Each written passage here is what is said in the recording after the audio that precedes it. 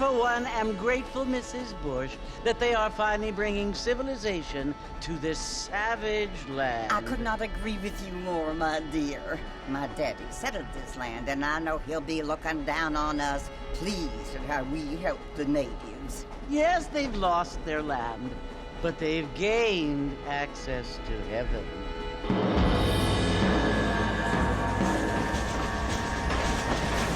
But, Father, do you mean unless an innocent receives communion, they're destined to go to hell? That hardly seems fair. What I mean to say, Jenny, is that there is a great deal of difference between an innocent and a savage. I never thought of it that way. Yes, they lived like animals, but they're happier now.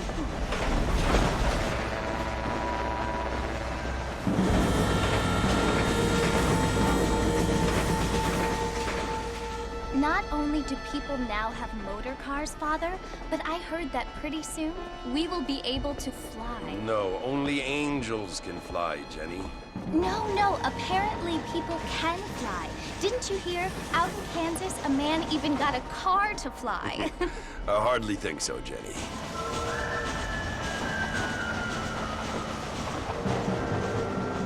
Apparently, Mr. Johns wants to run for governor, which is why he's so concerned with cleaning up the state. Nate Johns. Yes. His family is nothing but hillbilly trash that came here after the war. I don't want to be judgmental, but this state should not be ruled by such a disgusting family. A family without class. Apparently.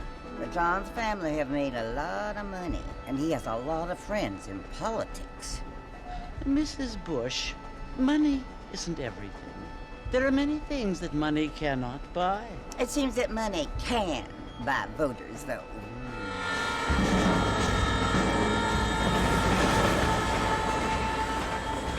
What you must remember, my dear, is that we have been brought here to spread the word. And the word and civilization, they are the same thing. They are the gifts.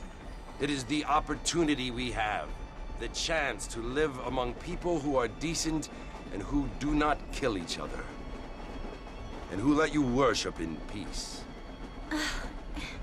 It's so confusing, Father. Sometimes I find it impossible to make the distinction between a loving act and a hateful one. I mean, they often seem to be the same thing. Yes, Jenny, it is confusing. But you only have to ask me if you need help. Indeed. Well, here we are, Mrs. Bush. Armadillo.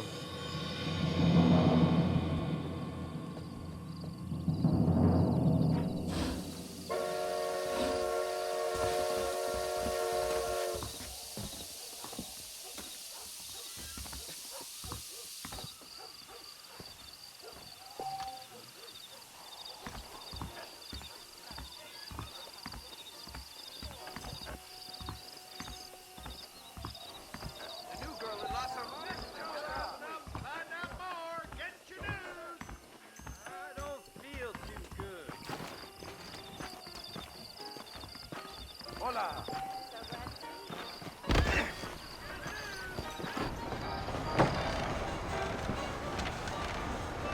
Mr. Marston!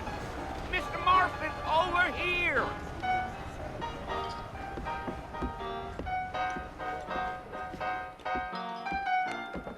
You must be John Marston.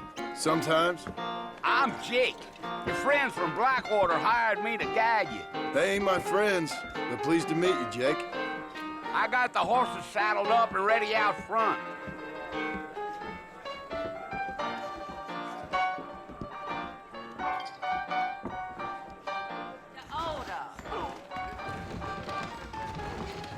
Thank you kindly. The marshal pays. That's the one good thing to be said. All righty, Mr. Marston, let's get.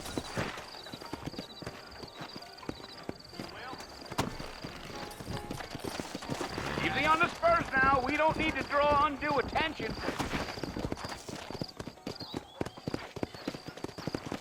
Giddy up. Whoa! Easy.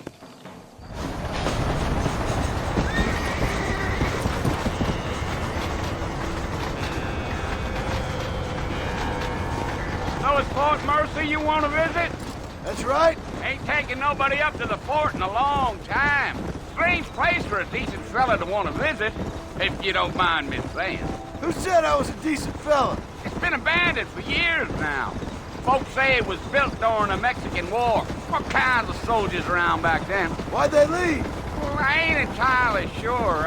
I heard they had to go up north to fight Indians, or maybe they got tired of being soldiers and went looking for gold. You know how things is. So what are you doing up at the fort? I'm looking for an old friend. Well, like I says, you ain't gonna find many folk around those parts these days. Those you do find are about as sociable as an ulcerated back tooth. I mean, I ain't one to judge a man by the company he keeps, but... Well, he ain't been friends for a long time.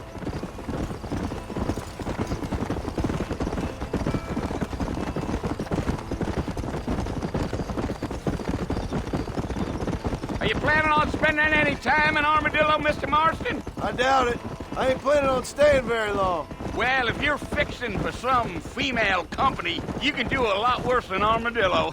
Fine as cream gravy they are. Not like Thieves' Landing. Dang, those girls ain't even fit for a drinking man to hole up with. I'm a married man, I'm afraid. Ain't we all?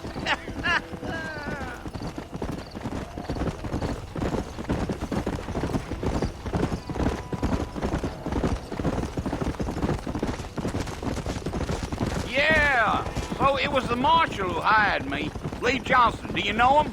I think I heard his name. Says he got a telegram from some Blackwater big bugs asking for a guide. I guess it's none of my business.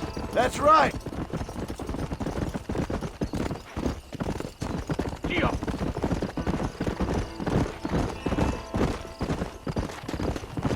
You ain't very talkative, are you?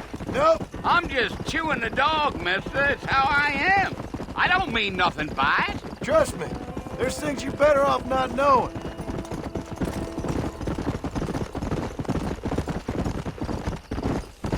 I'll tell you, Mr. Marston, those coyotes eat better than I do. Almost there, Mr. Marston. Just over this hill.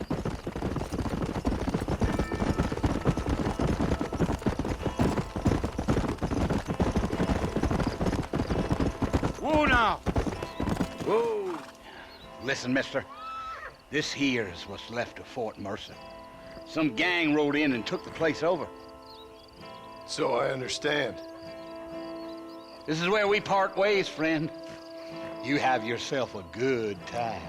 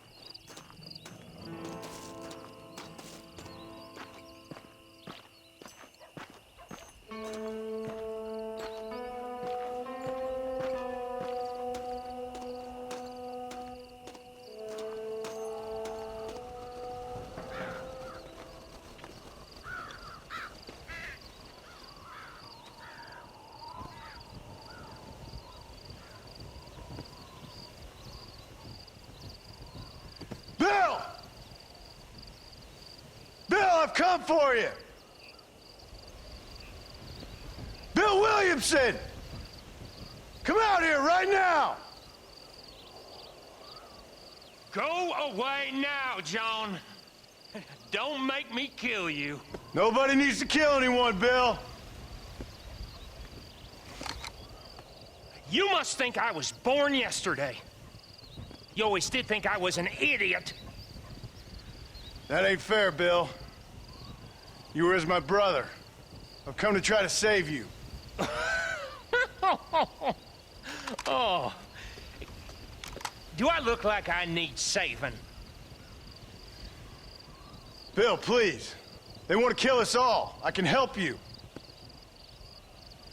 Well, you never tried to save me before. You only seemed to save yourself. Bill, I implore you think about this. You implore me? You implore me? You always were one for fancy words. Oh. Well, things are different now, John. Now I'm in charge! No more Dutch!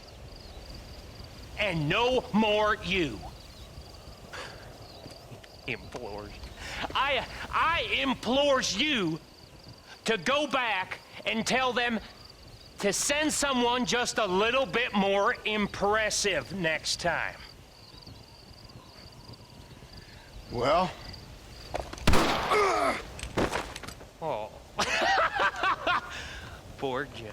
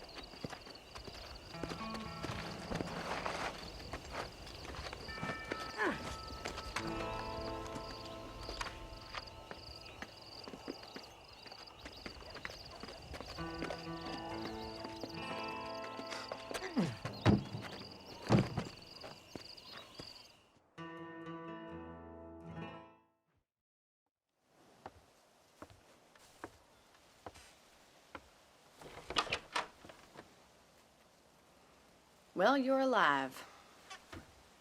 So it would seem. So, how do you feel? I don't know the polite word for it. I do. Stupid is the word we use around here. What were you doing? I was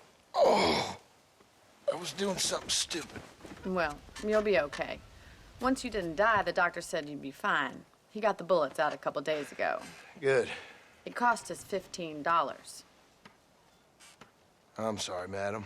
You should have left me there to die. Did you want to die? I mean, was that it?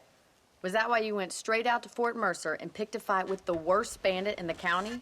To die, Mr. Mr. Marston. John Marston. Bonnie McFarland. Miss Bonnie McFarland. Well, you may be right, Miss McFarland. I don't know. Huh. So what were you doing? I was trying to give Mr. Williamson a chance. For old time's sake. You know Bill Williamson? Knew him. Long time ago. Well, what was he like? Dumb. Just like you. Thank you, miss. See my hat? I have. And, what will you do now? Now I'm gonna take my time and go after him the less kind way. Well, that sounds very fun, Mr. Marston. Quite heroic, just like in those penny dreadfuls my brother used to read. Meanwhile, if you'll excuse me, I've got a ranch to run. Of course, if you're feeling better, why not take a ride with me later? Help me patrol the perimeter. You can earn back some of that money we wasted on doctor's bills. Of course. And thank you for saving my life, I mean. Next time, Mr. Marston, I strongly recommend you don't try to lose it quite so earnestly. I'll bear that in mind.